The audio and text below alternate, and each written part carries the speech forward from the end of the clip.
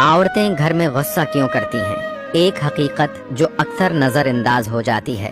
अक्सर मर्द ये शिकायत करते हैं कि उनकी बीवियां हर वक्त गुस्से में रहती हैं। उसके गुस्से के पीछे कभी बच्चों की फिक्र, कभी शोहर की बेरुखी, कभी अपनों की बेकदरी होती है।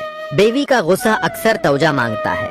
मोहब्बत की भूख जब प्यार में न बदले तो गुस्से में ढिल जाती है। जब औरत की आवाज सुनी न जाए तो वो चीखने लगती है ताकि कोई तो समझे वो भी जिंदा है। औरत जब मुसलसल नजरअंदाज की जाए तो वो मुस्कुराना छोड़ देती है, फिर आहिस्ता आहिस्ता वो गुस्से से जीने लगती है। औरत का गुस्सा उसकी खामोशी से बेहतर है, क्योंकि जब वो चुप हो जाए तो वो टूट चुकी होती है। वो औरत जो हर रात थकी हुई सो जाती है, सुबह शौहर के रवैये पर नहीं बल्कि अपने जज्बे मरने पर गुस्सा करती है। औरत का गुस्सा उस वक्त पैदा होता है जब उसकी कुर्बानियों को फर्ज समझा जाए।